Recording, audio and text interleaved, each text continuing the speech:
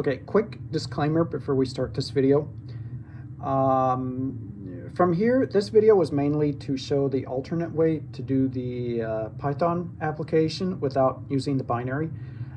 There is a small section from the part 2 video that you guys have to watch, and that's the programming for the Arduino Uno. Once the Arduino Uno is programmed, you can skip to this video and watch from this point. On the second video, I tried to go through running a precompiled binary that had Python stuff all programmed, like an all-in-one. Just double click it and run it, and it has Python and everything all integrated into it. And Windows didn't really like it. So yeah, I went on a rant on the second video about Windows. But anyway, so you have to watch a little bit of the second video to know how to set up the Arduino Uno, and that's pretty much the only thing you have to watch from the second video. And then go ahead and skip back, come back to this video, and you can watch from there and pick up from there. Other than that, you just need to watch video 1 to know how to build the thing, a short section of video 2 that deals with the Arduino Uno programming, and then the Python application on Windows is the one that you probably want to do is on this video. So with that short disclaimer, here's the video. Hi everyone, we are back for part 3 of this video series with resetting these Makita batteries. So as a recap, on the previous 2 videos, we assembled the hardware. We started with one of these Arduinos. We started with the parts. We acquired a donor, a charger that I could steal parts off of to assemble this thing, because I wanted this connector off the top. Now, you don't have to take this. I took this off for demonstration purposes, just so that we could see what was in it. You don't have to take this thing off, and it's actually kind of fun to put back on because you have to line these springs up. I will deal with that later. Give me something to do. So I got one of these. I got the literally the cheapest sacrificial charger I could get off Amazon. I think I got this off Amazon. You check eBay, you might be able to find one there, or just get a broken. If you can find a broken charger, a non-working charger on eBay, do that, because all you want is this connector. As long as this connector is in good condition, you're good. Dismantle it and take it and grab this connector out of it. And we want this connector because we want to connect in the top of this battery. So on the previous 2 videos, we actually went through the entire hardware and software process, and we actually were able to read the battery information, unlock it. But if you guys watched the previous video, I ran into some unexpected issues with Windows and its uncooperative antivirus features. It kept deleting my downloaded binary, and the browser wouldn't let me download it. Chrome wouldn't let me download it. So I went to a Linux computer and I downloaded it, put it on a flash, USB flash memory. I put it in the computer. I tried to open the zip file, and Windows deleted my zip file. So I'm kind of, this is why I don't use Windows. I'm kind of upset at Windows right now, but we're going to go with it. I was eventually able to get this thing working. I disabled the Windows antivirus stuff. I honestly, I don't think this program has a virus in it. I can't 100% guarantee, so don't take my word on it. So in this video, I'm going to go over how to set up Python on the computer so you don't have to go through this binary mess. I think the binary file is useful if Windows did not complain about it, but I know how some people are going to feel about that. So I'm going to make one video here about how to install the software, the Python software. And you have to remember, the Python software is not actually an application in itself. Python is is a scripting language. So the program, and with Python, you can see the entire source. So if you have any doubts about what the Python script is doing to your computer, you have full access to the source code. If you have doubts about it, go through it quickly to look at it. And then if you still have doubts about this Open Battery Information program, I know some of you will. Set up an isolated computer off the internet, do a fresh install of Windows on it, and use that computer for only this project, and then disable all the antivirus stuff on it and just do whatever you want on it. It's just a throwaway installation. Isolate it, and that's good. This project, once everything is downloaded, this project does not need the internet to run, so you can disconnect it off the internet, the machine off the internet, and run it just fine. So anyway, too much talking and not working, so let's do open battery information. So we're going to pop this guy up, and we're going to go through the full Python install. What we did previously is we did this. Option 1, use precompiled binary for Windows. And this is what I did before, and this is the download that Windows is not like. I'll click on it again, you can see. If I try to download this, oh look, it was blocked as unsafe by Microsoft Vendor Smart Screen, and there's no bypass here. You can click keep. Look, there's no keep button. Keep anyway. But you see, so it keeps it, so it's here. No, it's not even downloaded. Virus detected. There really needs to be an override button for that. I think people should be able to decide for themselves if the software is unsafe. That's why I'm using Windows. That's where I'm using Linux and Mac. Mac and Windows doesn't pull this stuff, for lack of a better word. Okay, so enough chit chat with that. So let's go back. So we're back on the the main link for this. So this is open battery information, and this project's aim is to reset the lockout flags on these Makita. If right now they're working with the Makita batteries. Not so well with the older batteries, but it works good with the newer batteries. The older batteries use an older microcontroller, and they don't have as many maintenance features built in. But also there's planned support for other batteries from other manufacturers as well. So keep up to date on this website, follow it. And I believe they are also planning on releasing all-in-one. Just plug it into, just buy it as a fully working product. It arrives, you take it out of the box, you plug it in, you just start clicking batteries into it, and it automatically resets stuff. I think that project, if not available yet, is being worked on. So let's go ahead and do the Python requirements. So, okay, so we need to install. All right. Let's just install Python. I don't see the, I don't, it's just my opinion, but I don't care for this, the pip stuff, because it is, it does a lot. It's kind of like a black box and you don't know what's going on. So I'm going to do, I'm just going to look for Python. Python Windows 10 install. So let's just do it. Python.org. Python releases for Windows. Let's just put Python on the computer and see what happens.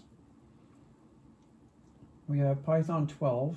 Cannot be used on Windows 7 or earlier. Stable release. Let's grab the stable release.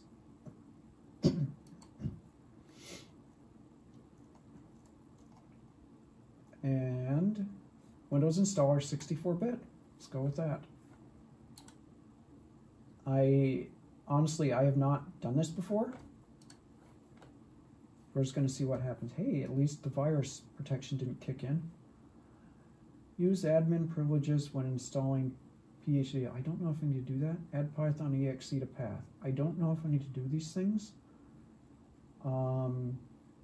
This is the first time I've done this.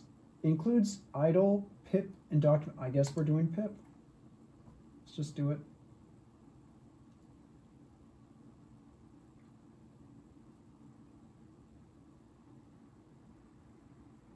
And we'll see what happens.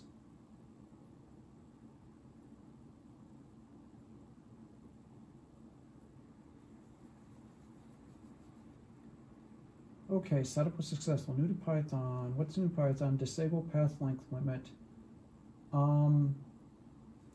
Close.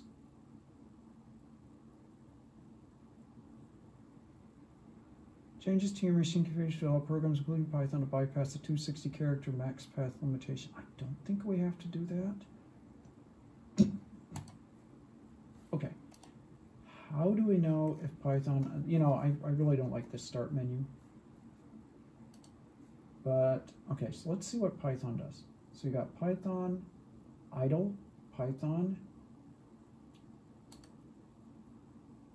All right, we have a Python interpreter. That's not what we really want here, but, oh man. So what we need to do is we downloaded this stuff for us. If we look at downloads, we downloaded this, so I'll show you how to do this again. So if we go to code and we download the zip file, this is that zip file. By the way, obi.exe, this is a thing that I downloaded before that the thing blacklisted and auto-deleted. So if I double-click this, it's probably going to do that. So the thing that we need is this. So let's copy and paste this out of the zip file into documents. Why not? And we want to be able to execute. Can I just double click this and run it? Oh, really? Serial interface. Okay, we don't have serial interface support. We need pyserial. So we need to grab that. So I think, so I guess we can follow some of the instructions here. Pip install -r requirements. Okay, so pip, but I didn't add Python to the path. So we're going to find out how this works. So I need a command prompt. And we want to go to our downloads. And we're going to go to open battery information. And let's see if pip works. PIP, not recognized. I don't think I didn't tell Python I had to, oh, Python. Windows Store, I did not tell you to open. Why? Okay. Let's go to Python and have it add to the path. I'm going to change that. So Python. I know you guys don't have to go through this mess that I'm going through now. You can do that executable thing. The executable binary download. But like I said, if you have concerns with the virus. So, okay, so Python, is it Python 3? I don't want the Windows Store, go away. What's with that? Okay, so we need to figure out where is Python installed. And probably what happened is I did not add Python to the path. Okay, so I think the easiest way to do this, I'm going to run the downloader again, or the installer again. PyLauncher. Installs global PyLauncher to make it easier to start Python.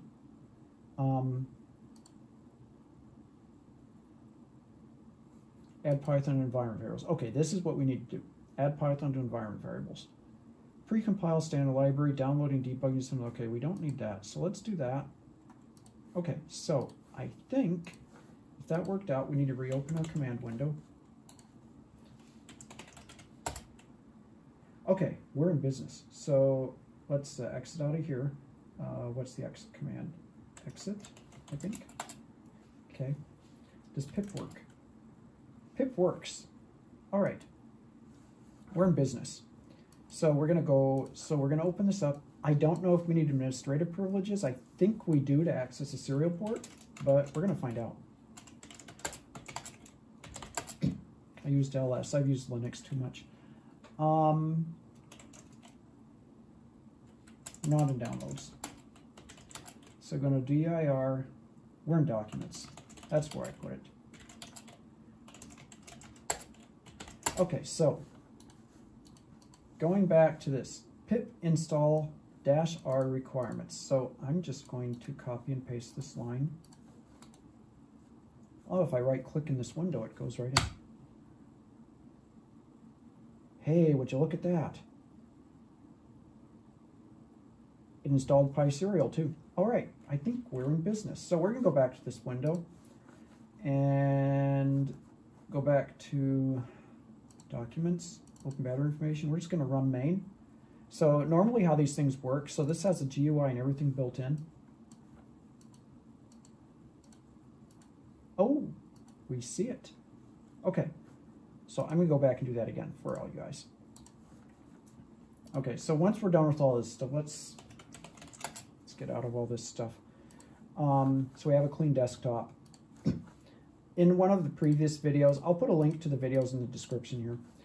We built and programmed the Arduino board that's required for communication. This video is basically just a how do I do that without the precompiled binary.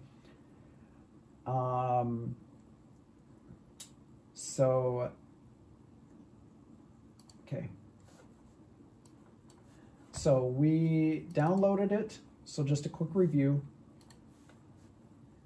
We're going to start over again here since I've got everything set up now. We can go through it quickly. Go to your favorite search engine. Open battery information. First link, open it up. What we want is we want this. We can open it up, we can see what's in there, but that's not going to allow us to get it. So let's go to code, download zip. And I've already downloaded this before, but we're going to see the zip file here. So I downloaded this. So we're going to copy this. I'm going to go to our downloads. And I like I said, I've already extracted this. It's right here. So let's paste this. Okay, it's there. And what we want is this. So if we copy this, now this exists. Well, this is extracted already. I'll let you guys decide how you want to organize your computer. I'm just going to toss it in documents, which I've already done. If I paste it, it's going to ask to replace it. So we'll just replace it. So now we have it.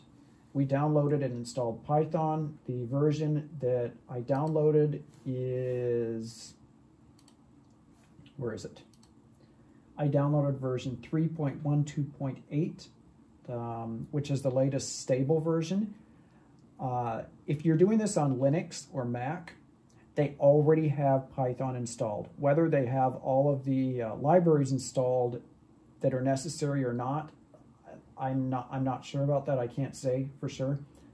So install this, and I'll go over this one more time. When you install this, I don't get the initial install screen because I've already done this, is the one thing that is important that you need to do. Well, install pip, because we used pip. TDTK is important. This application uses the GUI, the graphical user interface, and that's part of TKTCL. That's part of TK, so you need that. I'm not sure about the Python test suite, but you definitely need this pip, and you definitely need this. And this is important right here. Add Python to environment variables. You need this so that you can execute Python easily from anywhere.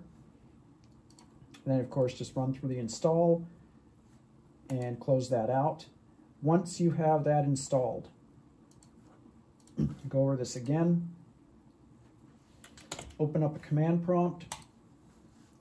You do not need administrator privileges to do that. I kind of like that because you don't have to worry about the thing touching stuff that it's not supposed to.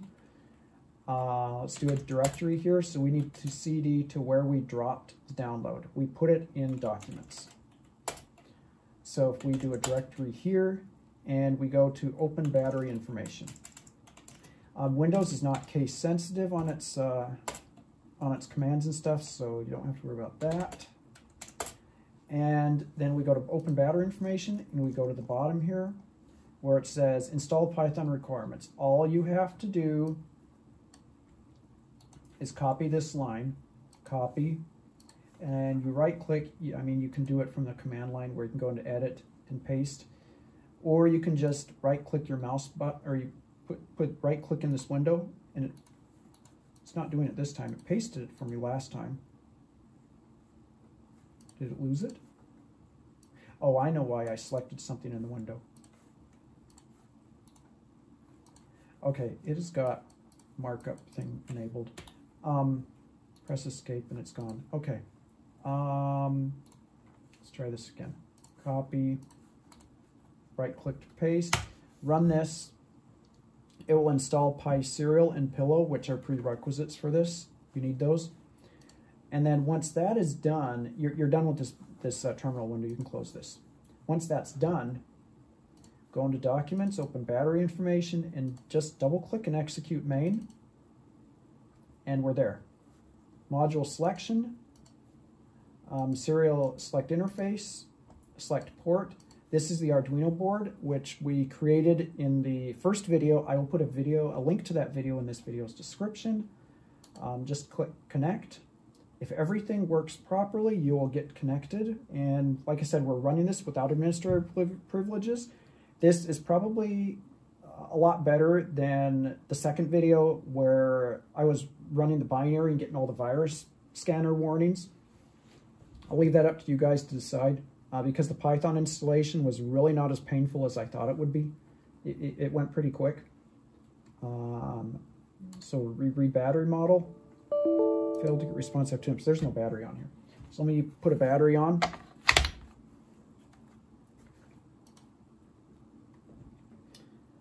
Once I put the battery on, then we can get information on the battery. So read battery information. And like I said in the previous video, if this battery is repairable, I shouldn't say repairable, if this battery is one of the batteries that Open Battery Information supports to reset the lockout flag, this button will be available, either clear errors or reset battery message. I don't know which one it is. It's probably clear errors. And then the other code is like you can see the battery cell information. These should be very, very close in voltage. This is a newer battery that I have, so it's fairly close. I will put on an older battery that is not so balanced. Where did it go? There it is. And we'll read information on that battery. And the clicking that you hear is me putting the battery on this knockoff charger's connector on top. And this, like I said, and I don't know, this battery is a little more glitchy on the communications. I don't know if it's because I have longer leads on this thing, so shortening these the wires might help with that. But anyway, we can communicate with the battery because it does get information on it. And if I push that read button enough times, hopefully I get a successful communication with the battery and get all the cell voltages. So like I said, this battery is not as well balanced, and maybe that's why it got locked out before, but it's working now. So anyway, with that, I think that kind of wraps up this video. So all I wanted to do on this video is show everyone how to get the Python dependencies installed and how to do this without the binary, in case all of you were having issues with what's going to happen if I turn off my virus scanner, all that stuff. So anyway, I know I went over this rather quickly. Feel free to watch the video again. Check out the first video if you want to see how to put together the Arduino hardware. The second video is me attempting to go through and run the binary and going through all the Windows frustration. You can watch that if you want. This video pretty much replaces the second video, except we go through the full Python install. And I'll show you guys one more thing, how to look at the source code. So the source code, I was telling you could see all that. So if you just open up, like, say, Notepad, and if you want to view one of these files, just open this up, just drop the files in. These are written in plain text. Python is a programming language that is, it's a scripting language. Nothing is really, it's compiled in a way, it's kind of compiled on the fly as you execute it, but you have full access to all the source code here. So if you have any doubt what this program is doing to your computer, you can look at this. But like I said, you're running this thing in user mode, not in administrative mode, so you should not have any concerns. If you still have concerns about this, set up a dedicated computer, disconnect it from the internet. This thing does not need internet to run. Disconnect from the internet, set up a dedicated computer for that. And I mean, if you're ambitious, you could even set up a Raspberry Pi. Like I said, this is a Python program. It runs fine on Linux. Linux has Python installed by default. Set this up on a Raspberry Pi. I could probably go over that in a video too if anyone's interested in seeing how to get this thing set up on a Raspberry Pi. And that's a cheap solution. Just set it up on a Raspberry Pi and have the Raspberry Pi do the battery stuff for you. And then you don't have to worry about it tying up your computer or worry about viruses and stuff like that on Windows. So anyway, I will wrap this video up here. Thanks everyone for watching. If you have any questions, leave a comment down below, and we will catch you guys on the next one. Thanks for watching. Have a great day.